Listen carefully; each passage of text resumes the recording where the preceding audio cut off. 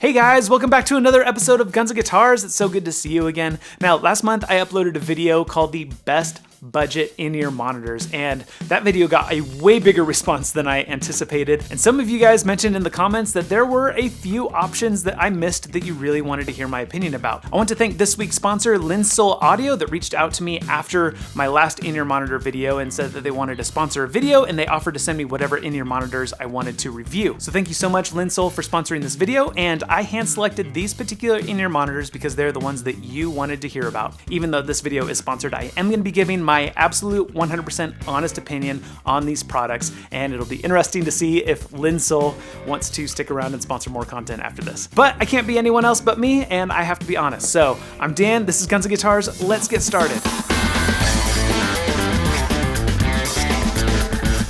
Okay, before we get started, I need to make something absolutely abundantly crystal clear. Now, I thought I'd made this clear enough in my last video, but apparently I didn't, so I'm gonna go over it again. If you wanna get your full money's worth out of these in-ear monitors, you need to invest in some memory foam tips. Why is my camera not focusing? There we go.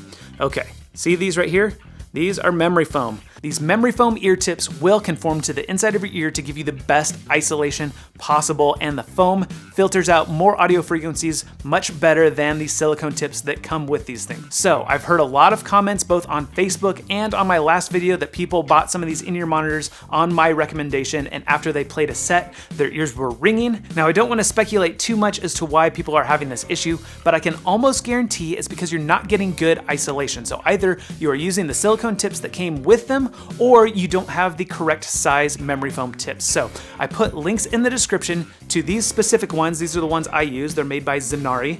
And I'm also gonna put links to Comply, which is another major brand. They're a bit more expensive. You get a few less, but they have better reviews on Amazon. I personally like the Znari better because one, they're cheaper, and two, they fit my ears better. The Znari sizes run just a little bit bigger than the Comply sizes. And even though I have small ears, I actually have ridiculously large inner ears. So the Znari size large memory foam tips fit my ears better than the Comply size large. But your mileage may vary. You're probably just gonna have to try out a few to see what works best for you. But I'm telling you now, consider the price of the memory foam ear tips into your budget, okay? If you can only afford $30 on in-ear monitors, don't buy $30 in-ear monitors. Buy $20 in-ear monitors and expect to spend at least $10 on some memory foam tips. Otherwise, you're not gonna be getting your money's worth out of these in-ear monitors. Okay, the first set of monitors we're gonna be looking at are the KZ ZSAs. Now, these come in at about $26, so they compete with the KZ ZSNs from the last video. So both these headphones are made by KZ. They both come in the $20 to $30 range, and they both have one dynamic driver and one balanced armature driver. So how much different can they be? And the answer is actually quite a bit different. The KZ ZSNs, I feel like, have a flatter frequency response, which is great if you're using them for reference monitors. If you are an instrumentalist or a vocalist or a front of house engineer, these I feel like are gonna give you a truer representation of the audio that you are trying to replicate. The ZSAs, however, I feel like do have a slight boost on the high end and a slight boost on the low end. So as reference monitors in the live setting, I don't necessarily know that these are the best option over the ZSNs. Now, that being said, they don't color the tone near as much as like Bose or Skullcandy, okay? So they are somewhere in between. And I've actually found that these are my go-to headphones for when I am mastering the audio of my YouTube videos, okay? So I use a good set of monitors for when I'm mixing and mastering any audio that I've recorded for my video, but then in post-production, when I'm actually editing the video, I use a pair of these because I feel like this is going to be a good balance between a true frequency representation and the types of headphones that my viewers might be wearing. So mixing the content down on something like this is actually beneficial from time to time. I just wouldn't use them as my go-to for mixing and mastering raw audio or for a live performance. Now, if you plan to use your reference monitors just for listening to music on a regular basis, and you do that more often than you actually play in a live setting, these are a good option because it does make the music listening experience a little bit more enjoyable with those boosted candy frequencies. Before I move on to the next monitors, I do want to reiterate that I do have affiliate links down there in the description if you you want more information, you can follow those links. And if you choose to purchase from Linsol or LSR Direct on Amazon, I did get them to hook us up with a 10% off coupon code, which you can find in the description as well. Okay, next up on the list, we have the 10T2. Now, these guys came highly recommended from you guys, my viewers. You guys really felt like this set of in-ear monitors should have made the last list. And at $49, they do compete with the TRN V80s or the KZ ZS6s or the KZ ZS10s, which I didn't actually review, but I have since acquired a pair, and I do feel like they are pretty adequately priced. Not quite as good as the AS10, but a little bit better than the ZS6s. But you guys are right, these things are awesome. Now, you'll notice that the TRN V80s, one of the things that I loved about them was how small they were and how comfortable they fit in my ears. Now, the T2s are actually even quite a bit smaller than that, and the way they do that is that they actually use 2 dynamic drivers as opposed to 1 dynamic driver and 3 balanced armature drivers. So they're quite a bit smaller, but nonetheless, they do have a really good flat frequency response. Now, having 2 dynamic drivers, you really need to be careful about running them too hot because they will fatigue your ears. Now, a really cool feature about these 10T2s is that they actually do come with memory foam ear tips. Now, they only come with 1 pair, and so I guess they're assuming it's a one size fit all, which means they didn't fit, okay? For me, one size fits all means one size fits none because of my ridiculously large ear canals. So I couldn't actually test those specifically. I ended up putting on my own Znaris for this testing. Now, I do feel like as a bass player that the bass on these is just a smidgen lacking compared to the ZS5s or ZS6s or AS10s. But all the other frequencies are premium, okay? The AS10s do have a slight boost in the high mids that can be obnoxious if you're running them a bit too loud, and these do not. So they do make for a pretty good option. Now for me, because I have ridiculously large ear canals, I have no problem fitting the KZ AS10s in my ears, and I actually do prefer them a little bit over these T2s just because I'm a bass player and I really want that good low-end clarity. But these do fit in far better, so if you're concerned about looks and you don't want a big bulky in-ear monitor sticking out of your ear, or if you have smaller ear canals and these AS10s just plain won't work for you, then the T2s are definitely a great option. Now, aside from the awesome audio quality of the T2s, they do come with a really high quality cable, okay? If you'll notice up here, if my camera will ever focus on it, there we go. We have a nice gold-tipped connector with some sort of carbon fiber wrapping that just looks absolutely beautiful. And then up here, we have this cool little bead for sliding up your tension. Okay, that's something that's been lacking on a lot of these other ones, is that once you connect them, there's nothing to hold your cable behind your ear. Okay, with these, that's no problem because we do have that sliding B, so you just zip that right up, hold your cable right behind your head right there. So all in all, for $49 minus that 10% coupon code, so really $45, you get a pretty awesome quality in-ear monitor. I also want to mention real quick that in my last video, you guys commented that you wanted to see a personal in-ear monitor rig on a budget. So that is a video that I'm working on, so assuming that you play in venues that don't have digital consoles or an Aviom rig or wireless in-ear setup.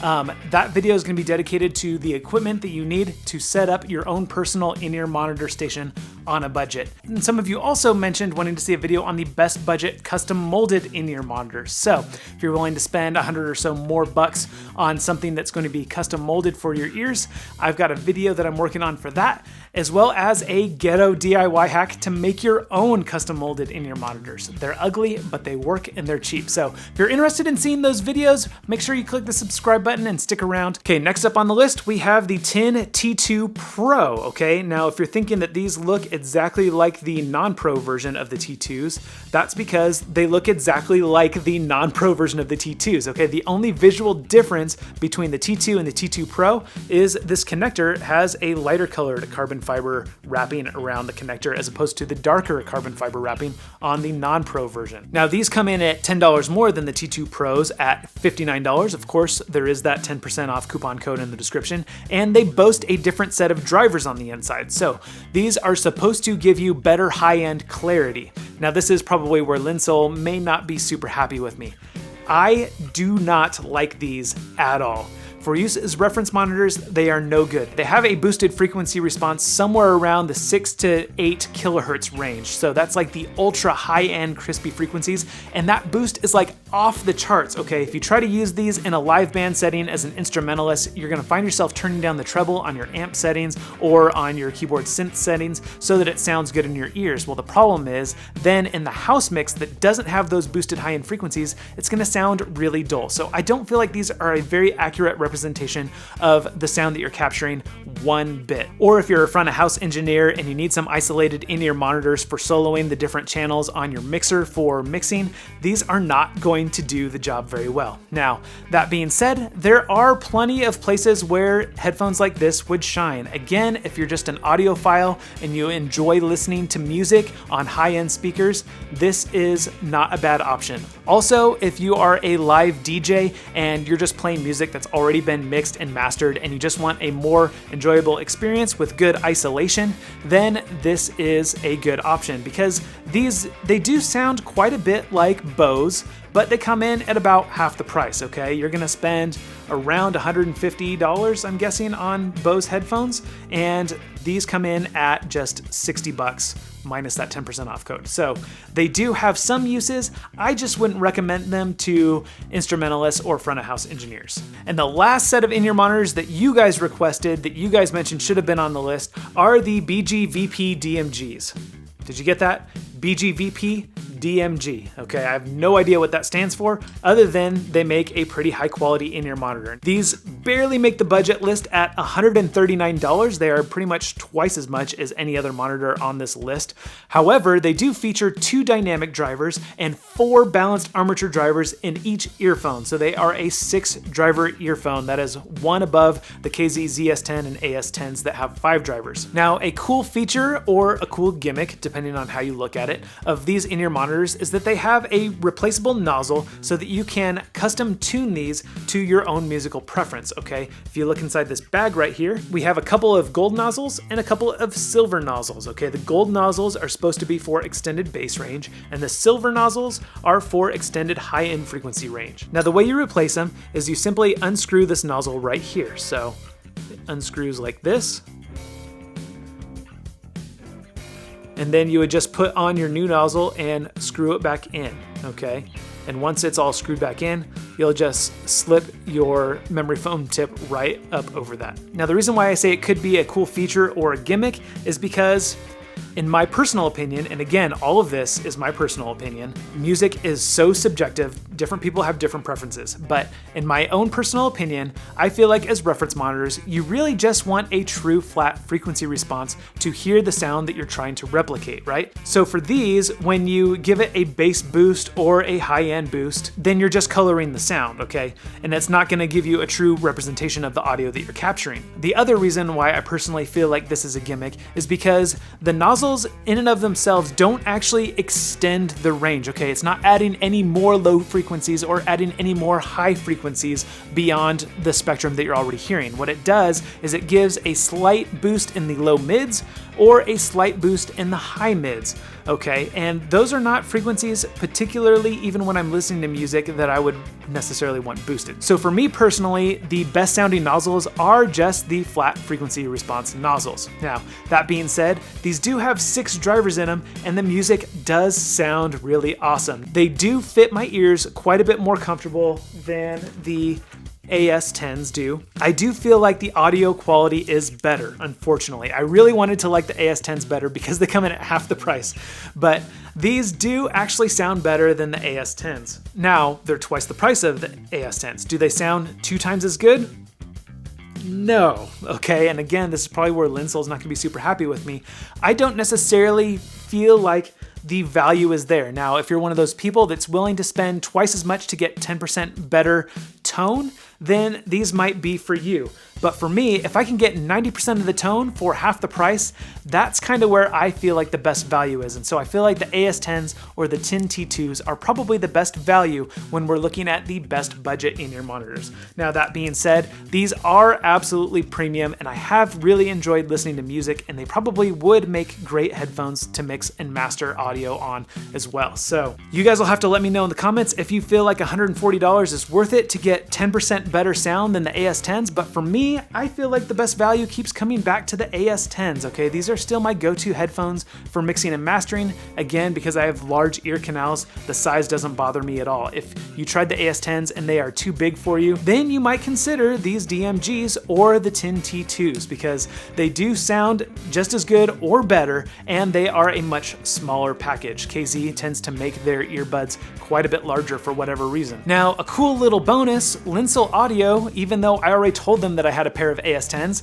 they sent me another pair, and this pair is the black and red version. Now, because I already have AS10s, I really have no need for these, so I'm gonna be giving them away just like I'm gonna be giving away all of the in-ear monitors that we just looked at, okay? Now, I just passed 100,000 subscribers, which means that these don't qualify for my 100,000 subscriber giveaway. So I'm gonna be keeping these for the next giveaway. And I don't know exactly when that will be. I think 200,000 subscribers seems like light years away, so let's not do that. Let's do something a little sooner, maybe within the next few months. And don't forget, there are affiliate links and coupon codes down in the description if you need more information or would like to make a purchase of any of these headphones. And if you missed it, check out my first video on the best budget in-ear monitors. That might put a lot of this in perspective. Until next time, I'm Dan, this is Guns and Guitars, thanks for watching.